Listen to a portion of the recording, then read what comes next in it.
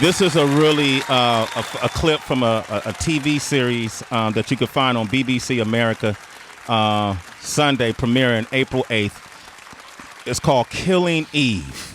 You know, and the title alone is intriguing. But when you get to watch it, as I've been lucky enough to have a preview, Heather B, because I know people in high places. Of course. DB and I actually, because of our guests here. I'm going to let DB do the honor. Oh, we have Golden Globe winning, Emmy nominated, SAG nominated. You know what I mean? I know her from Grey's Anatomy as playing Christina, and now she's on Killing Eve. But I first remember her as Rita Wu on Arliss because I ran into Robert Wool at the airport, Yes. and I loved that show. So Thank you. she is here with us right now. Early days of HBO. Yes, we know. Sandra Oh. There it is, Sandra Oh. Go ahead, Arliss Heather. don't get enough credit. Arliss does not get enough credit. I mean, I because agree. Entourage blew up so Right. big and everything, but if people really know their homework and their history, salute to you, sis, for real. Arliss Thank was you. dope. Thank you. Wow. Welcome to the show. Thank you. Absolutely. Your face is, you know, some people have, I think they say Clint Eastwood has the perfect skull for acting because of the size of his skull. Really? Yeah. I've never heard this. No, because some of them, if you look at history, somebody did research, some of the most successful actors had the shape of their head. Dimensions? Yes, to their head. All right. Oh my God. What are you going to say about my face? You got that thing. My head? Yeah. Is my Your head game is crazy. You're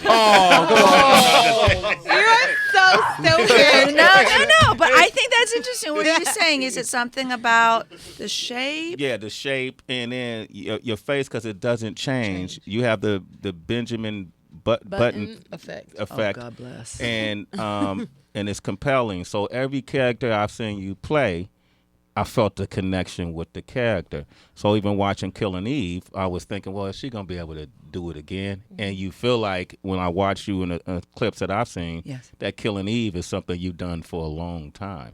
Oh, So that okay. it's a compliment. That's why, Thank you. I'm good to have you here. Sandra. Thank you. Absolutely. Killing Eve, what attracted you to that role? It was the writer-creator, Phoebe Waller-Bridge, and the tone of it. There's so much TV out there. There's so much that is being produced. Yeah. And when I got that script, I thought oh, this is different. The tone's different. The voice was different because it ran I love thrillers, right? So it's in that thriller genre, but it's very, very character-based. It's a real examination of female psychology. Okay. And it's got this wicked British kind of demented wit that I thought that's for me was really a fresh voice. Female psychology? Is that what Yes, you said? yeah. Break that down. It's about the relationship. I play Eve, and at the beginning I'm kind of like this bored, slightly plateaued, entering into middle age, woman who works in security. Yeah. At MI5, but I become really obsessed with this female assassin played by Jodie Comer. And it's ultimately a psychological dance between these two women who really need and want something from each other. But there's a lot of threat there. There's a lot of threat there. I didn't know women did psychological dances. Help me to this. Does that happen? Does that happen in this room? Does that happen in this room? Tracy. What you mean? You're a woman. Speak on your behalf. No, I don't. It does. Women it's interesting. I always talk about too the ego of a female. Everybody talks about the male ego, but women and their ego, absolutely unbelievable. So there's a lot of things. We're layered, Sway. We're very layered. And it's Eve, the difference between Eve, she's like a schlumpy kind of lady who has no style, Nerd. right? But she is. She's a hardworking kind of nerdy person. And then she gets captivated by this young, vibrant female assassin who I think holds things innately in her that I think Eve really needs. It's like the idea of working without remorse, a certain kind of abandonment and freedom are things that she's attracted to because I don't think she necessarily has it in her life. This reminds me so much of these two right here. We see it all the time. Crazy. Well, yeah, I mean, everyone kind of, you live vicariously through the other person, you know, and you're initially going to connect with a woman because you do have a set of experiences that are shared, but then the different qualities that are particular to Heather, are particular to me, but, you know, we don't necessarily possess equally. I can just experience by being friends with Heather and witnessing her and then ultimately learn from her. That's basically the show. You just did the whole show. Thank you, Sandra. Except that we might be trying to kill each other. Right. That's Okay, it. that's it. Now that's the radio show. Yeah. That's this show right here.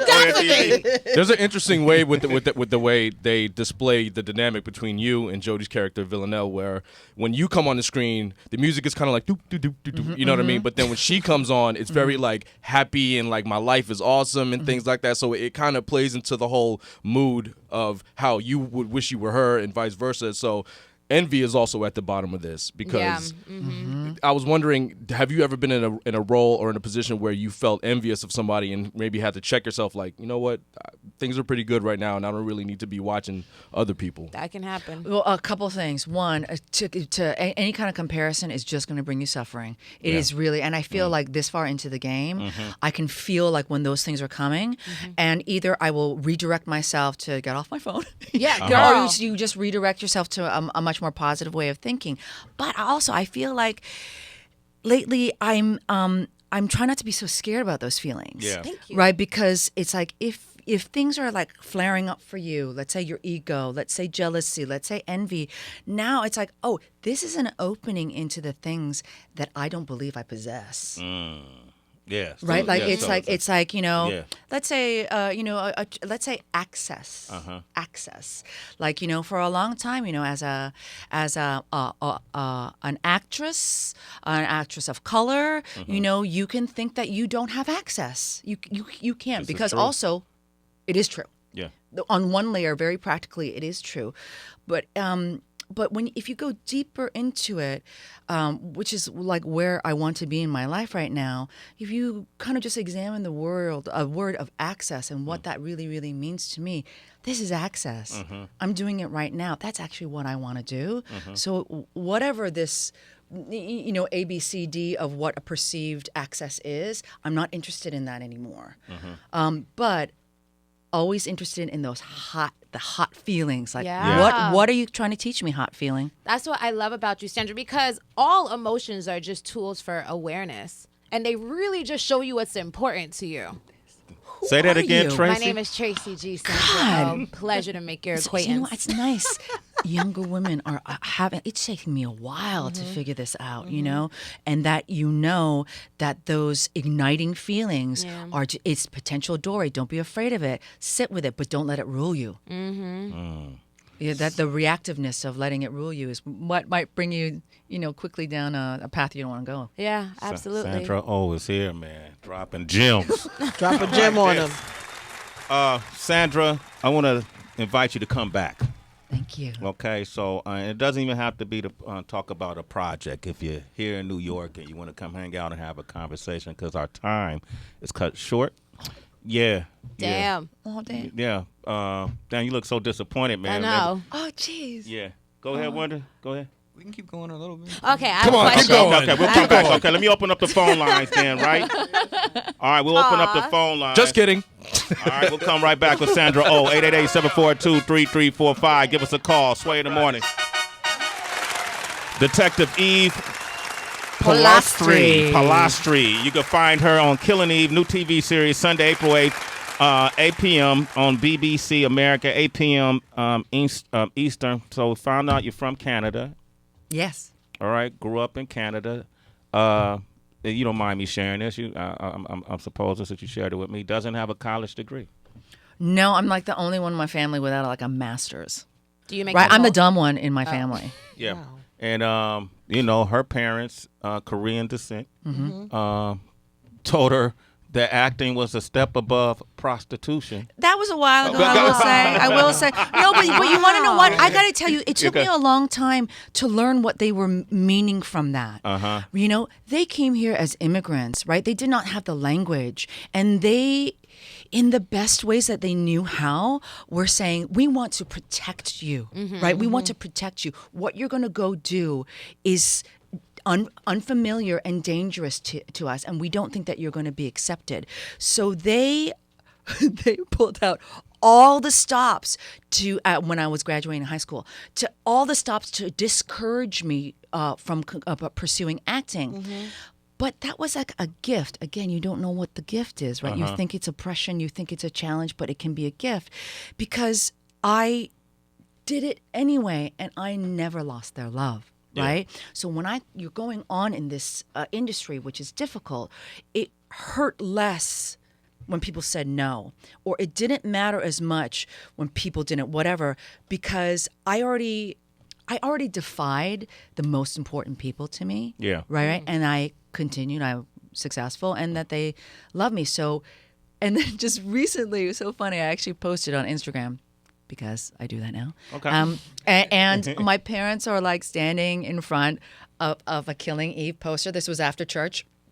And they're still staring and very, very pleased. And now they just want me to focus on my creative work. They get it. Yes, they do, because after one of my very first pieces called The Diary of Evelyn Lau, it was a very dramatic piece, very similar to, let's say, the Basketball Diaries. People kind of moved away from them after that aired.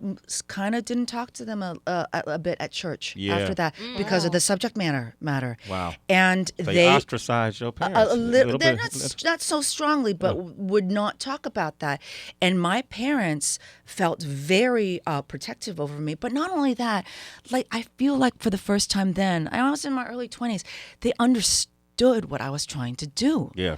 You know, here is a story. This Diary of Evelyn Lau was a story about a young poet who was. It's a true story, right? Yes, correct. Finding her way and and you know, fell into drugs, fell into prostitution, fell into a lot of dark things.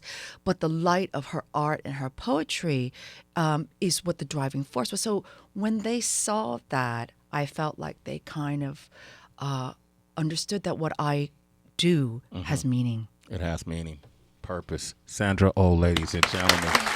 What are your thoughts, real quick? I wasn't going to go political, but you are a Korean descent of these potential, the summit, these conversations that are happening between North and South Korea and potentially President Trump. What are your thoughts?